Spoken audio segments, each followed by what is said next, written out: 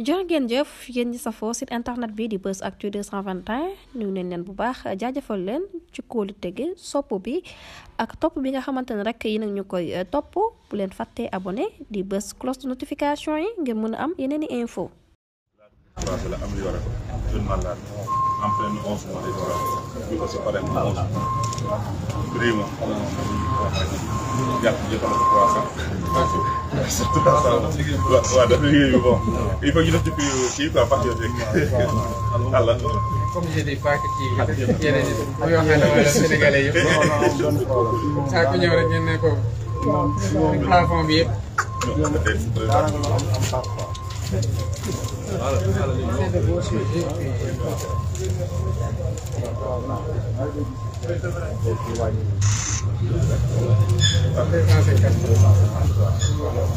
léegi léegi ñu def ci loolu moom liñ ci mën a def dañuy participer rek donc ay jeunes sénégalais ñu ngi entrepreneur nañ ko fekk rek donte dina bës nañu mais bës nga ñu lii ne moom taaram bi kese moom jar alhamdulilah kontaan nañ ci moom kontaan nañ ci en même temps aussi jeune la quoi boo xoolee poids bi sax bu dund la quoi bu toppatoo jur moom daanaka mu wala ci lan yéen fan lañ leen wax ne leen du fël waaw feene waa yéen ñaar dem ni foofu dem leen yo xaaral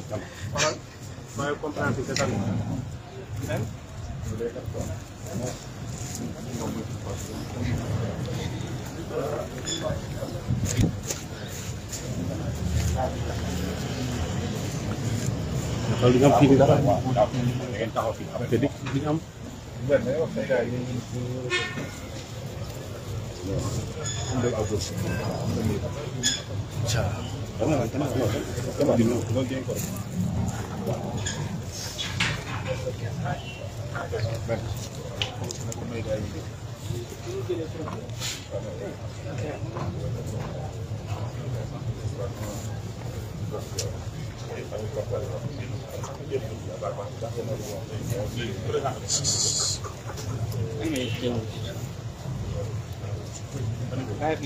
yaa ma laaj jël ma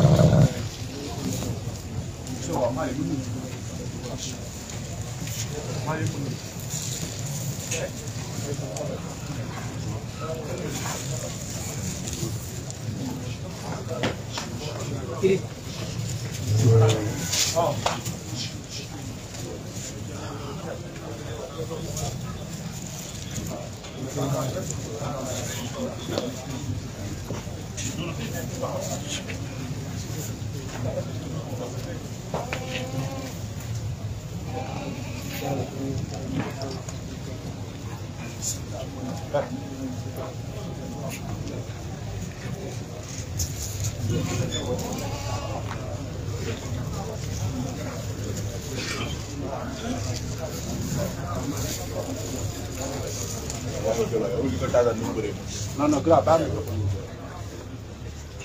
sama chef la xamul photo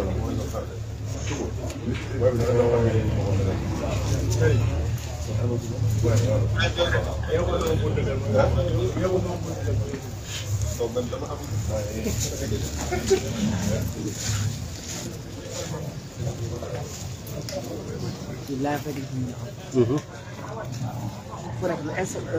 Facebook TikTok Facebook mu nekk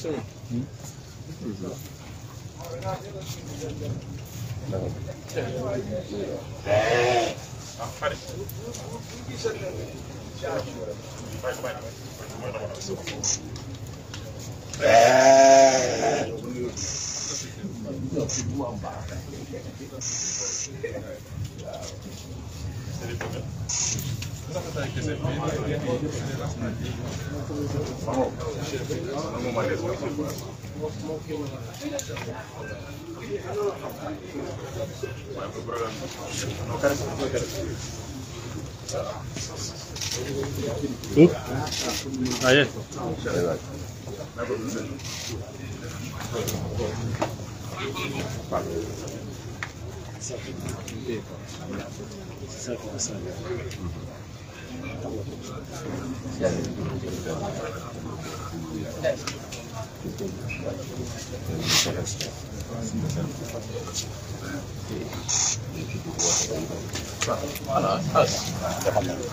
Merci.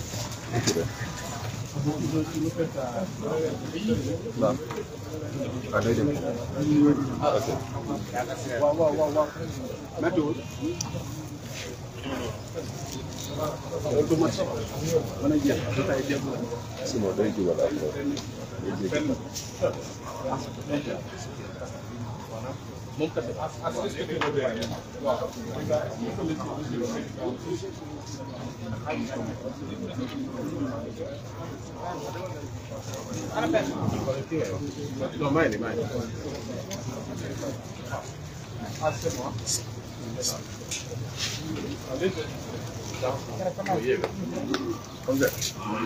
waaw dama lépp la local la dama ci booru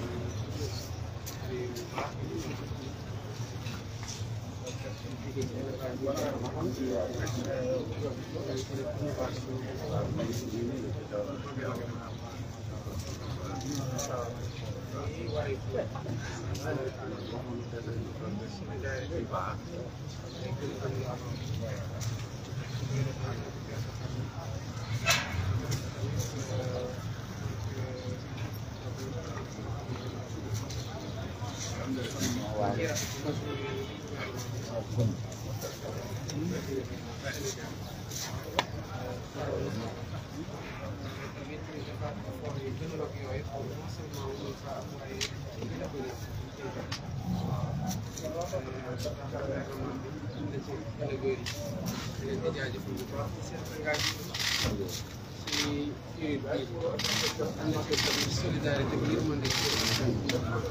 waaye di ci jaajëfal sama transport ñi nga xam ne ñooy permettre ci biir Sénégal ba léegi ñuy jëlee bitim réew waaye engagement bi ci seen liggéey yi gëm naa ni balaa muy yàgg Sénégal dara fi jamono yi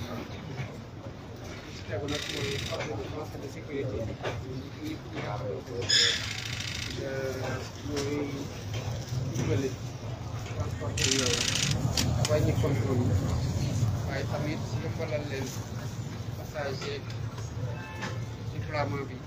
fépp fi nga xamante ne war nañ ko acheminer ay jot muy yóbbu muy ak jàmm kon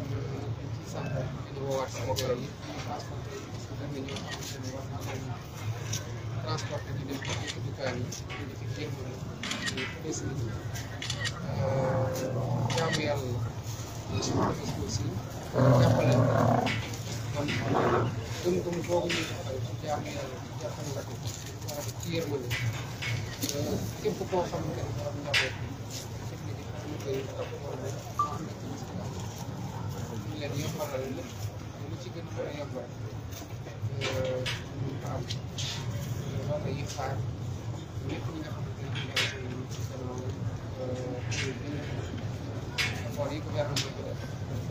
def ci wàllu yëpp ñu ci gën a transport force de défense et de sécurité définitive pour yombalal mbir bi ci Sénégal ak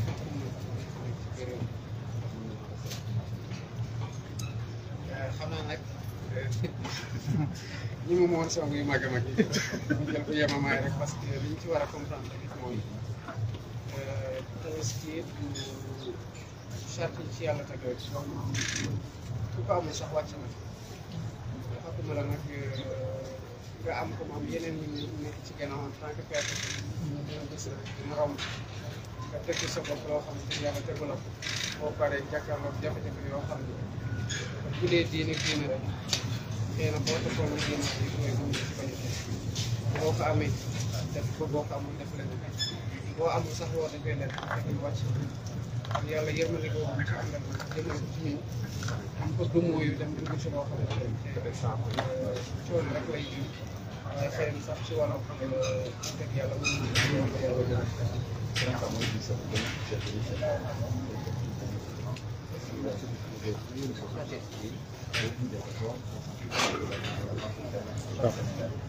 sama teel rek mën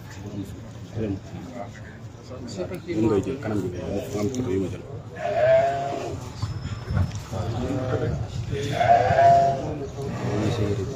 xam nga yii sama yére yi damay fay de xam nga yii suy wax dëgg de teel ma nii rek ñu koy teel kanam bi wala kanam bi jël kanam bi voilà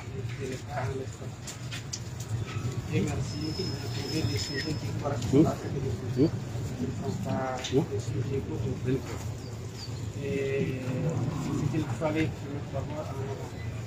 heureusement que l'engagement des éleveurs partout au Sénégal, on se rend compte de plus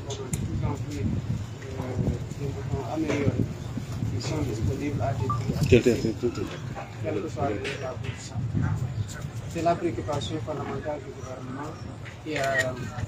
travaillé d'arrache-pied en rapport avec les transporteurs, en rapport avec les forces de défense et de sécurité, pour que partout au Sénégal, nous puissions avoir la disponibilité non seulement du mouton, mais que nous puissions avoir aussi l'accessibilité du mouton pour le plus grand nombre à un prix qui soit totalement supportable. Sur ce rapport, il faut féliciter tous les acteurs qui sont engagés et continuer à appeler tout le monde à cette solidarité qui fait l'essence même de la tabaski. Et dans le cadre de cette solidarité-là, il s'agira pour les transporteurs de s'aligner sur la politique du gouvernement, tendant à maintenir les prix homologués pour que les Sénégalais qui veulent aller célébrer la tabaski dans les communes ne puissent pas avoir des difficultés à y aller avec les transports dans les trucs flambés. Les forces de défense et de sécurité aussi sont en train de veiller pour que cette période-là aussi soit une période d'attention sur la route, afin que la fête, aucune famille se transforme en cauchemar avec les risques qu'on connaît, les aléas de la conduite qui ne seraient pas sécurisés. Et c'est à cela que nous appelons les Sénégalais, encore un acte de foi, mais aussi un acte de solidarité, pour que tous les Sénégalais puissent la fêter paisiblement, la fêter avec le moins d'exploitation possible, tant pour la production du mouton que pour le déplacement vers les familles respectives. Merci.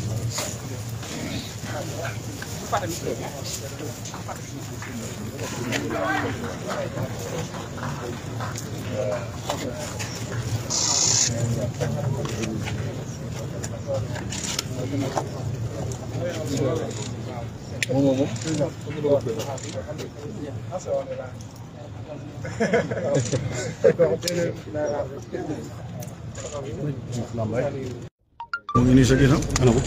ah yee voilà jëf da lay topp wàccal sa loxo wàcce ko carrément wàccal sa loxo.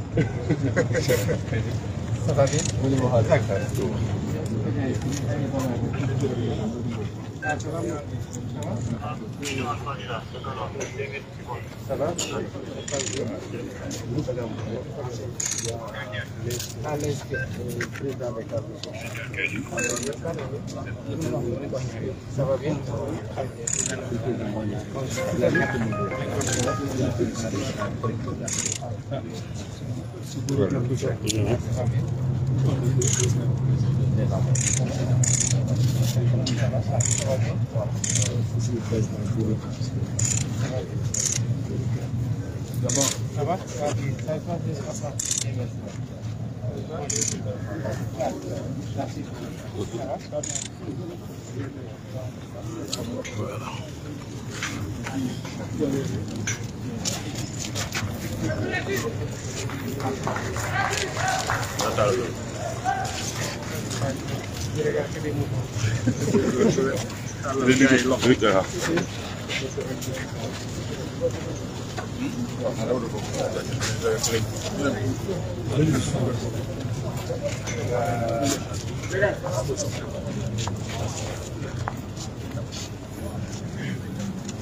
Excuse-moi. Merci.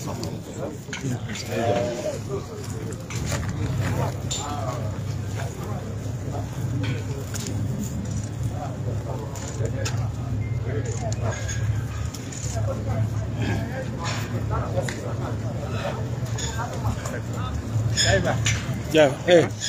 nil gaay ben.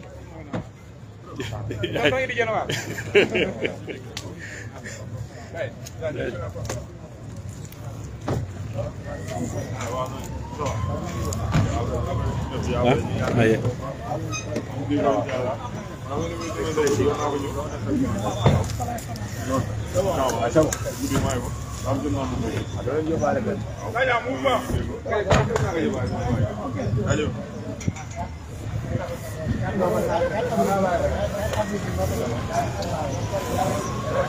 C'est bon.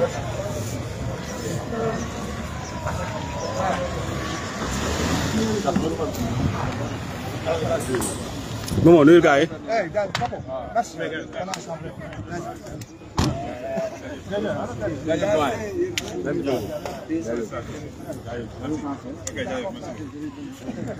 Voilà sama gaay gis ngeen voilà visite baa ngi noonu ki nga xamante ne mooy président de la République moom moo ñëwoon na sama gaay ziar naa leen voilà comme ni ngeen ko gisee président de la République moo ñëwoon fii ni nga xamante ne moom mooy daral